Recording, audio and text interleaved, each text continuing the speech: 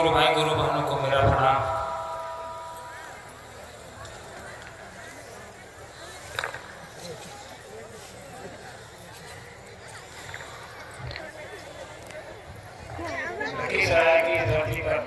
नहीं हम घर से कर लिए। इस गांव में आने का पहली बार सौभाग्य प्राप्त हुआ है। आप लोगों से बातें करने का, आप लोगों से मिलने का।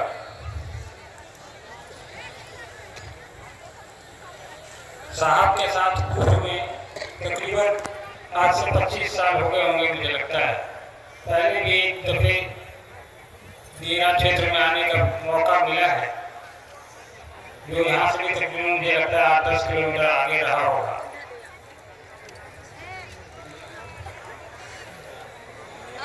पुरहा नाम था शायद। उस समय शिव की शिष्टता धीरे धीरे लोगों के बीच स्थापित हो रही थी। शिव की शिष्टता की यात्रा साहब ने शुरू की थी। उस दौरान वो यात्राएं करते थे, पटना में नौकरी में थे। जितना समय मिलता था उसी में से गुरु कार्य के लिए बाहर निकल पाते। लेकिन साहब ने शिव के इस स्वरूप की व्याप्ति के लिए जो अपना पूरा जीवन दीदी के साथ कदम से कदम मिलाकर समर्पित किया, उसका भान हमको आपको होगा। जो लोग भी साहब की बातों को सुनते आए हैं या साहब की चर्चाओं को सुनते हैं, यानी गुरु भाई बहन अभी आपको बता भी रहे थे मन से कि साहब की यात्रा कैसी रही शिव की शिष्टता को लेकर। शिव की शिष्टता कहाँ से धरती पर आई, कैसे आई, कितने दिन साहब ने उसके पीछे अपने जीवन के गुजारे। अस्पताल में, कब्रिस्तान में, मंदिरों में, साधुओं के साथ, बाबाओं के साथ, शारीरिक सांसारिक गुरुओं के साथ, सभी के सानिध्य में साहब ने समय बिताया। लेकिन उन सब के बावजूद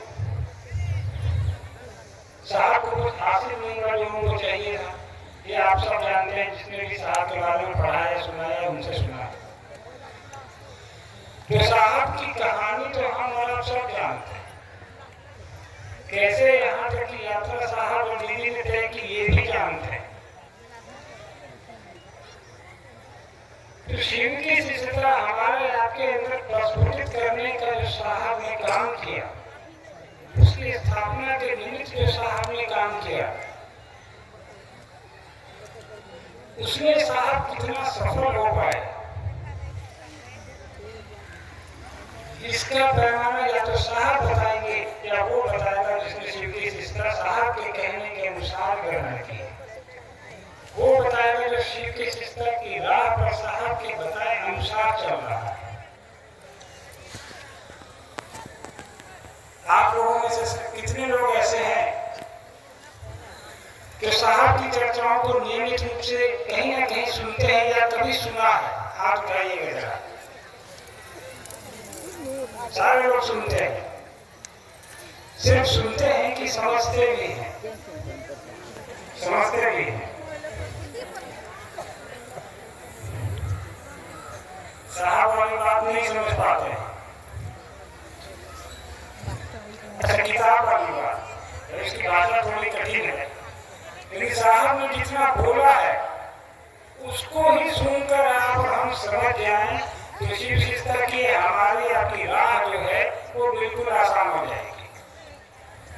समस्या यहाँ पर है कि साहब की बात हम और आप सुनते तो जरूर हैं, हम और आप अमल नहीं कर पाते। अभी रामविलास जी कह रहे थे कि शिव की शिष्टता ग्रहण करने के बाद कई लोगों ने पूजा छोड़ दी, पाठ छोड़ दिया, मंदिर जाने का मन नहीं करता। ठीक है, वो आपकी मनोस्थिति हो सकती है कि शिव के गुरु संत से जब जुड़ ही गए हैं तो बाकी चीजें क्या करनी, जो कहना होगा महादेव से कह लेंगे, जो पाना होगा उनसे पा लेंगे, जो लेना होगा उन्हीं से ले लेंगे, क्योंकि भगवान के रूप में तो हम और आप उनसे लेते ही आए। और आज से नहीं, हजारों साल से लेते हैं। और वो किताबों में नहीं है, यथार्थ में है। आप जितनी भी किताबें पढ़ेंगे, वेद हो या पुराण हो या जो भी पुस्तकें लिखी हैं, रामचरितमानस वाल्मीकि जी ने लिखी, सब में शिव की चर्चा है। दुनिया को कोई ऐसा ग्रंथ नहीं है सनातन में, वो अगर वो लिखा गया है तो शिव के बगैर वो पूरा होगा। शिव की उपस्थिति उस तमाम किताब ग्रंथ जो भी आप कह लें उसमें उनकी है। ये तो किताबों में उपस्थिति उनकी है, किताबों में तभी उपस्थिति है जब शिव उनकी उपस्थिति वहाँ रही होगी, तो किताब लिखने वाले ने अनुभूत किया होगा, उनको दुनिया की नजरों से देखा होगा, तभी उसने लिखा है। रही बात इतिहास की, तो इस देश का इतिहास आज का नहीं है। आज पहले के इतिहास जो जमीन में गड़े हैं, खुदाई में निकल रहे हैं, वो अब आजकल कुछ पाकिस्तान में है, कुछ अफगानिस्तान में है, कुछ हमारे देश में है। तो 10,000 साल से शिव के भगवान स्वरूप की व्याप्ति तो हमारे आपके धरती पर, पृथ्वी पर है, जिसका हमारे पास प्रमाण है। आपके पास प्रमाण है, आप किसी को कह सकते हैं जो इतिहास पढ़ लो, जाके पाकिस्तान में मोहनजोदड़ो घूम लो, सिंधु घाटी सभ्यता के बारे में पढ़ लो, हड़प्पा संस्कृति के बारे में पढ़ लो, इसमें प्रमाण आपके पास है। तो लेकिन ये भगवान के रूप में उनकी स्थापना के प्रमाण है। और भगवान के रूप में भी महेश्वर शिव कितने व्यापक है कि 10,000 साल का इतिहास है हमारे आपके पास उनका। आप देखेंगे 5 वेद लिखे गए हैं, 5 वेद में शिव की चर्चा है। ठीक है, वेद नहीं पढ़ सकते, सामने नहीं का पढ़ने के लिए जानकारी तो रख सकते हैं, आप गूगल पे पढ़ लीजिए। आजकल तो हर हाथ में मोबाइल है। आजकल तो मोबाइल की स्थिति ये है कि मोबाइल में वो ऑक्सीजन सिलेंडर हो गया, मोबाइल क्या तो लोग की सांस फूलने लगती है, तो उसका इस्तेमाल करिए। दुनिया डिजिटल हो गई है, सोशल मीडिया है, उससे जानने का प्रयास करिए कि जिस महादेव की बात साहब ने आपको कही है, उस महादेव का अस्तित्व कहाँ से आया है और कहाँ तक है, कहाँ तक जाएगा, सब कुछ है प्लेटफॉर्म पे। तो साहब ने कहा कि भगवान के रूप में वेदों में हम उनसे लेते आए हैं, हर काल में उनके विभिन्न स्वरूपों से हमने आपने पाया है। लेकिन एक चीज ध्यान रखिएगा, पिछले 10,000 साल में जो सभ्यताएं आई वो समाप्त हो गई, यानी मिट्टी के नीचे दब गई, खत्म होती गई। अब खुदाई होती है ना, तो मिट्टी के नीचे से निकलती मूर्तियां निकलती हैं, मंदिर निकलते हैं, लेकिन शिव भगवान का स्वरूप वो दबा नहीं मिट्टी में, वो चलता, यानी सभ्यताएं नष्ट हो गई। भगवान शिव की स्थापना जो हमारी आपकी संस्कृति में है, हमारे कल्चर में है, वो समाप्त नहीं है। यानी शिव भगवान के रूप में हमारी संस्कृति में शामिल है। संस्कृति और सभ्यता में मूल फर्क होता है, सभ्यताएं नष्ट होती हैं, संस्कृति नष्ट नहीं होती। सभ्यताएं घर से होता है, घर है, कुआं है, दुकान है, बाजार है, ये सभ्यताएं के विकास को बताती है। कालांतर में समय बदलता गया, वो सभ्यताएं नष्ट होती गई, नई सभ्यताएं आती गई, लेकिन शिव हर स्वरूप में, हर संस्कृति में, हर सभ्यता में उनकी व्यापकता रही। साहब ने कहा उसी शिव को हम और आप क्यों नहीं गुरु बना रहे, जबकि वो गुरु का काम करते। ऐसा नहीं है कि साहब ने पहली बार कहा कि महेश्वर शिव गुरु है, या साहब पहले शिव शिष्य हैं उनके। साहब तो पहले भी किताबों में शिव शिष्य हुए हैं, आप और हम जानते हैं, लेकिन उन शिव शिष्यों को हमने किताबों में ही पढ़ा और वो किताबों तक ही सीमित रह गए, किताब से बाहर वो निकले नहीं। 112 शिष्य के वजह से सब मिलाके थे ना, है शिव पुराण में है, आप बोलिए, आप उसके नाम आप जानते भी हैं। लेकिन उनका शिव का शिष्य होना वो उन तक ही सीमित रह गया, या उन्होंने अपने कुछ शिष्यों को बताया कि ये हमारे गुरु है, तुम भी बन जाओ, यानी 2-4 लोग, उनके भी नाम है इस पुस्तक में। साहब ने चीजें हमारे आपके बीच शिव के गुरु स्वरूप को स्थापित करने के लिए कहा, बताया, सिखाया, रास्ता दिखाया, और वो एक दिन का नहीं था। साहब के 40 साल की तपस्या और त्याग का परिणाम है जो हमारे आपके बीच आज 3 सूत्र के रूप में है। साहब ने कहा क्या होते हैं शिव की ओर। साहब ने शिव को अपना गुरु बना के इतने वर्ष तक किसी को कुछ नहीं कहा, क्योंकि इतने दिन की तपस्या साधना जो भी तंत्र मंत्र उन्होंने सीखे उसमें उनको धोखा ही मिला। उसके बाद भी उनको लगता था कि ये भी मेरे साथ धोखा ही हो रहा है। मैंने जिस शिव को गुरु बनाया कि कहीं वो वही प्रेत तो नहीं है जो पहले दूसरे श्मशान में मिलता था। तो ये साहब को इन चीजों को स्थापित करने के लिए 8 साल का मंथन करना पड़ा अपने ऊपर। उन्होंने दीदी को छोड़ के किसी चौथे को नहीं बताया, तीसरे को नहीं बताया, लेकिन जब बताना शुरू किया साहब को एक आकाशवाणी हुई, एक आदेश मिला कि तुम जो करते हो वो कहते नहीं हो। साहब ने उसके बाद लोगों को ये बताना शुरू कर दिया कि महादेव और गुरु का काम करते हैं, तुम भी जुट जाओ भैया। यानी शिव के गुरु स्वरूप से साहब ने खुद को तो जातर नहीं गुरु मान लिया था। हमको आपको बात करना शुरू किया 82 में, कितने साल हो गए, 8 साल उन्होंने कमरे से बाहर किसी को नहीं कहा। क्यों नहीं कहा? या साहब को ये कहने की जरूरत नहीं पड़ गई कि शिव गुरु का काम करते हैं तुम भी मान लो? क्या आवश्यकता थी? क्या पड़ी थी उनको? अच्छी नौकरी, सरकार का की हुई गाड़ी, सरकार का दिया हुआ घर, सरकार का दिया हुआ ड्राइवर, सरकार का दिया हुआ बॉडीगार्ड, सब कुछ सरकारी, ना पैसे की दिक्कत, ना सम्मान की दिक्कत। लेकिन साहब को आदेश मिला कि नहीं तुम जाओ और खोलो। यानी साहब को उनके गुरु ने आदेश दिया। हमने अपने हमको आपको आदेश नहीं मिला है, हमको आपको साहब ने बताया है, लेकिन साहब को उनके गुरु ने आदेश दिया कि तुम लोगों को बताओ। तो उसके बाद साहब ने लोगों को, हमको आपको जैसे लोगों को कहा कि शिव मेरे गुरु है, गुरु का काम करते हैं, वो जगत गुरु है, इसलिए बेहतर है कि किसी अन्य गुरु से जुड़ने से बेहतर है कि जो जगत गुरु गुरु में स्थापित हैं वो काम नहीं करते हैं। मैंने टेस्ट किया है, आप भी करके देखिए। साहब कहते थे पुट टू टेस्ट एंड जज बाय रिजल्ट, कोशिश करो, जो परिणाम आते हैं उससे आकलन करो कि हमारे गुरु का काम करते हैं कि नहीं करते हैं। और कोशिश में साहब ने क्या कहा? साहब ने कुछ कहा आपको? सिर्फ 3 काम करने को कहा।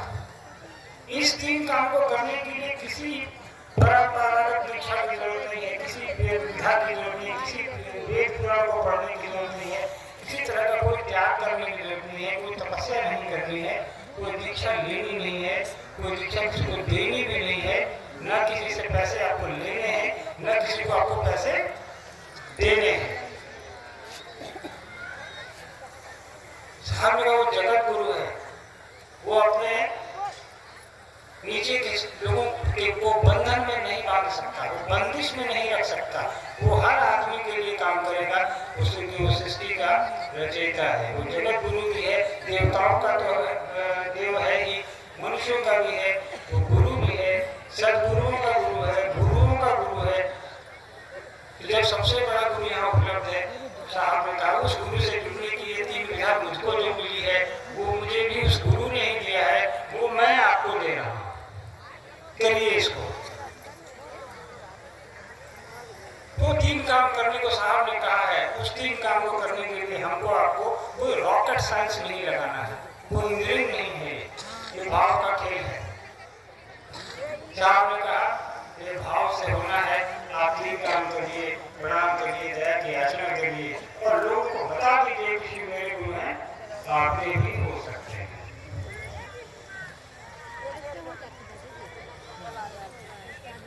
मैंने देखा शुरुआत के दिनों में साहब को कि जब वो लोगों को कह रहे थे कि भाई आप हमारे को गुरु बना लीजिए, कोई लोग कहते थे गुरु चाहिए, साहब नहीं करते हैं। तो साहब का कहना होता था ठीक है गुरु है, लेकिन वो गुरु कैसा जिसका कोई चेहरा ही नहीं। ये घर में आपके स्कूल है, स्कूल में कई गुरु जी पढ़ाते होंगे, लेकिन स्कूल में एक भी बच्चा में रहे तो उस गुरु जी की पदवी समाप्त हो जाएगी। वो औचित्य नहीं है उस गुरु जी का इतने बड़े भवन में बैठने का, जब तक कि इसमें बच्चे नहीं होंगे जो शिक्षा ग्रहण करेंगे उनसे। और मान लीजिए कि स्कूल इस इलाके का सबसे अच्छा स्कूल है और इसमें नामांकन के लिए कोई फीस नहीं लगनी है, कोई पैसे नहीं लगते हैं, निःशुल्क पढ़ाई होती है और सबसे अच्छा स्कूल भी है, तो आप अपने बच्चे को स्कूल में भेजेंगे कि नहीं भेजेंगे? यहाँ फीस नहीं लगे वहाँ भेजिएगा, नहीं भेजिएगा, कोई भी भेजेगा, हम भी भेजेंगे। बहुत अच्छा स्कूल है, पैसा भी नहीं लेता है भाई। तो साहब ने कहा महादेव से बढ़िया गुरु कौन? तो कहाँ इधर भटक रहे हैं हमारा? साहब ने कहा चलो मैं दिखाता हूँ रास्ता, मैं तरीका बताता हूँ, मुझे गुरु ने बताया है, मैं आपको बता दे रहा हूँ, तो इस पे चल के भी देखिए। साहब ने कोई मंदिर जाने की विधा नहीं बताई, कोई पूरे विधि नहीं बताई। मैंने कहा कि आप जो कर रहे हैं करते रहिए। साहब ने आपको ये भी नहीं रोका कि आप उसको छोड़ के आइए, उसको पकड़ के आइए। साहब ने कहा आप जो हैं, जैसे हैं, जहाँ कहीं भी हैं, आप जिसकी पूजा करते हैं, आप जिस धर्म को मानने वाले हैं, आप जिस जाति को मानने वाले हैं, आप क्या खाते हैं उससे मतलब नहीं है, आप गेरुआ पहन के आना है नहीं आना है उससे मतलब नहीं है, आप जो पहनते हैं वो पहनिए, जो खाते हैं वो खाइए, जहाँ रहते हैं वहाँ रहिए, जैसी स्थिति परिस्थिति में रह रहे हैं रहिए। अपने आप को शिव के गुरु स्वरूप से इस 3 सूत्र के माध्यम से जोड़ लीजिए। और देखिए मैंने तो बचपन से देखा है, आज भी देख रहा हूँ, आज भी आप यहाँ इतनी बड़ी संख्या में आए हैं, तो साहब उसी 3 सूत्र पर चलते हुए आप यहाँ तक पहुँचे हैं, आगे भी चलेंगे।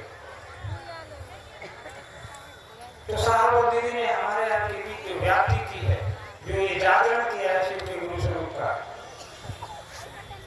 और ये संक्रांति काल है, समय अच्छा नहीं है, पूरी दुनिया स्थिति अजीबोगरीब है। उस काल में साहब ने कहा कि शिव के गुरु स्वरूप की व्याप्ति हर व्यक्ति के अंदर हो, हर व्यक्ति की चेतना में हो। और देखिए साहब ने अकेले शुरू किया था, आज करोड़ों लोगों को उन्होंने इस राह पर चलने को राह दिखा दी। तो हमको आपको कृतज्ञ होना चाहिए साहब और दीदी का, एहसानमंद होना चाहिए कि आपने ऐसे समय में हमें ये रास्ता दिया। अभी कह रहे थे कि प्रसाद नहीं चढ़ाना है, ये नहीं चढ़ाना है, वो नहीं चढ़ाना है। साहब ने क्यों मना किया प्रसाद चढ़ाने से? उसके पीछे भी जानने का प्रयास करें हमारा, क्यों मना किया उन्होंने? साहब के लोग कहते साहब आरती करने से मना करते हैं, क्यों मना किया उन्होंने? साहब ने कहा प्रसाद चढ़ाएंगे आप, आपके पास तो पैसे हैं, आप चढ़ा देंगे, जिसके पास पैसा नहीं है वो क्या करेगा? उसके महादेव नहीं है, महादेव तो उसके नहीं है।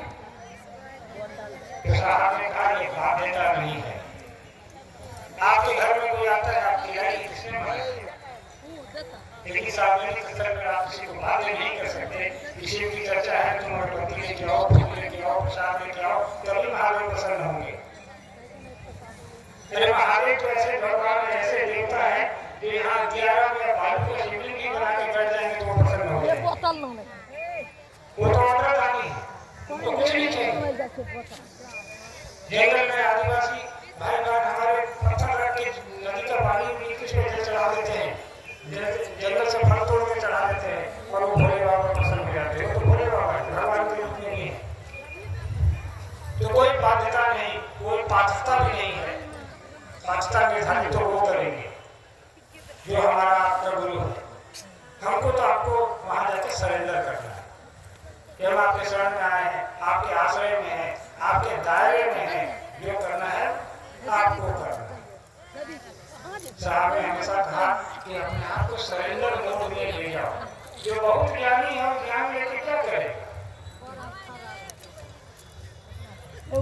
सरेंडर मोड में जब तक नहीं आएंगे हमारा, खाली जगह में कुछ भरेंगे ना हमारा। जो जिसको ये लगता है कि पहले ही से मेरे पास सब कुछ है, उसके पास लेने की क्षमता नहीं है, जगह ही नहीं है, तो देगा कहाँ से? नतीजा क्या होता है? ऐसे लोगों का रावण की तरह अंत होता है, ऐसे लोगों का भस्मासुर की तरह अंत होता है। रावण से हमने आपने सीखा क्या? हर साल हम लोग रामायण महाभारत रामायण की कहानियों के अनुसार उसको जला देते हैं। क्यों जलाते हैं? रावण तो शिव का बहुत बड़ा भक्त था, उनसे बड़ा भक्त कोई त्रिलोक में नहीं हुआ, शिव का बहुत प्रिय।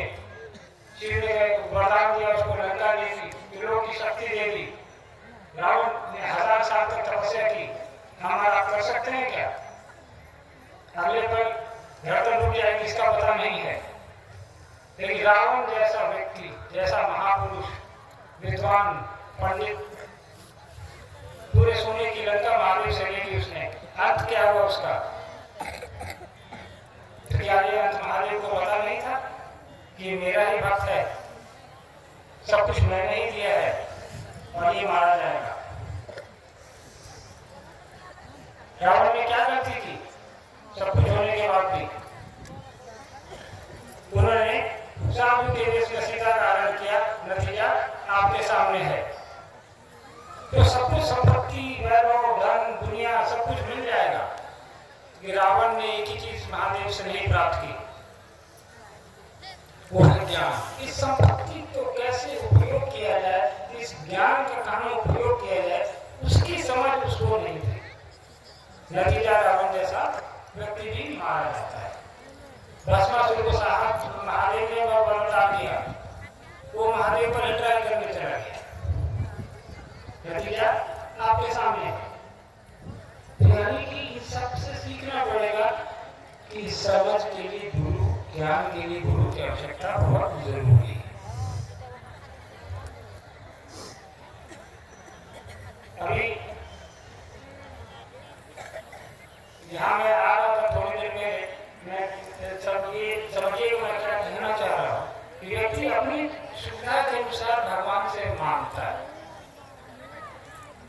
अभी हम लोग होटल में बैठे थे, जहाँ रुके हैं हम लोग, तो सुबह बहुत कड़ी धूप थी, तो वर्षा जी ने कहा कि महादेव थोड़ा सा छाया कर दीजिए, धूप है, गुरु भाई हम लोग बहुत गर्मी लगी, बहुत परेशानी होगी। अभी हम आए हैं गाड़ी से उतर के, तो कह रहे हम लोग अपने यहाँ तो ठंडा लग रहा है।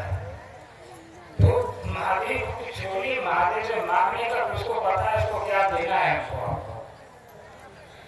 ये हमेशा इनके साथ होता है, महादेव से मांग लेती ठंडा कर दी, ठंडा हो जाता है, उसका तबीयत ठंडा लगता है। इसलिए कुछ चीजें महादेव को हमको छोड़ देनी चाहिए। साहब जी ने हमारे आपके लिए जो ये सुंदर दुनिया बनाई है, उसको और सुंदर कैसे बनाए, इसकी जिम्मेवारी हमारी आपकी है। शरीर में भले साहब जी की उपस्थिति हमारे आपके बीच नहीं है, लेकिन उनकी उपस्थिति बल प्रतिबल हमको आपको ताकत देती है, प्रेरणा देती है, ऊर्जा देती है कि अपने गुरु महादेव की गुरु स्वरूप की व्याप्ति के लिए हम और आप काम करते रहे। आज कल कुछ गुरु भाई बहन लोग आए थे होटल में हमसे मिलने, दीदी थी और हम लोग, तो कुछ गुरु बहनें आई थी, तो उनकी कुछ समस्या थी, वो कुछ बोल रही थी। तो उन्होंने कहा हमको बात में, दीदी को हम लोग बैठे थे, कि कुछ लोग यहाँ आते हैं चर्चा करने के लिए बाहर से, तो लोग कहते हैं कि बिल्कुल ये साहब दीदी की तरह लगते हैं।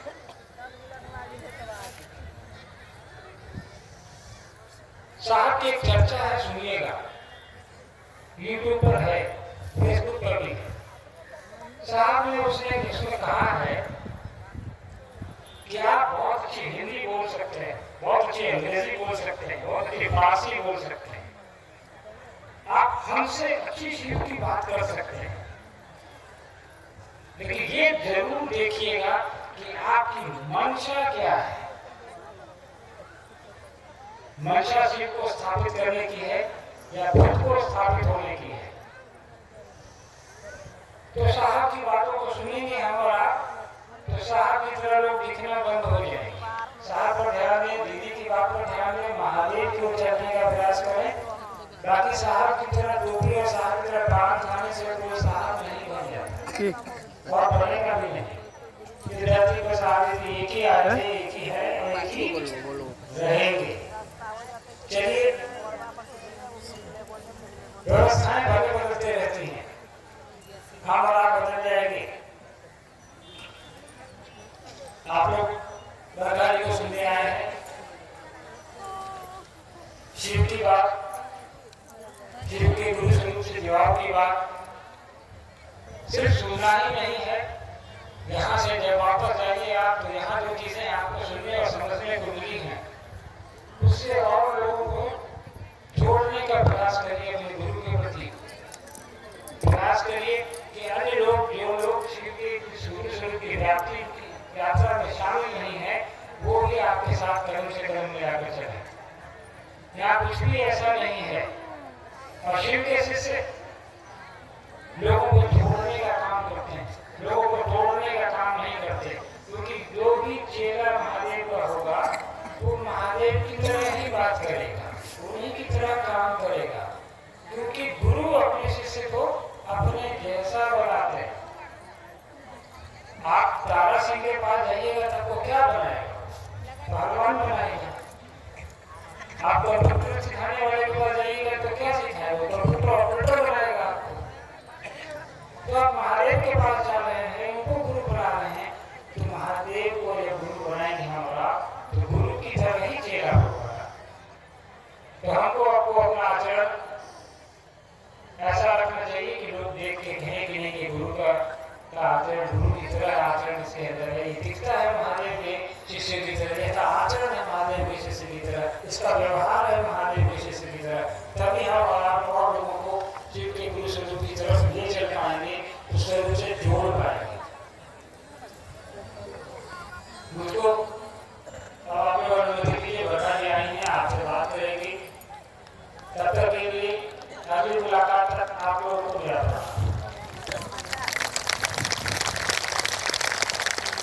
सचमुच भैया ने विभिन्न संदर्भों और घटनाक्रमों कर रखकर बहुत सारी बातें इन्होंने बताई हैं। हमारे बहुत सारी जिज्ञासाएं थी, स्वतः उसका समाधान भी मिलता रहा। और जगह छोटी पड़ गई है,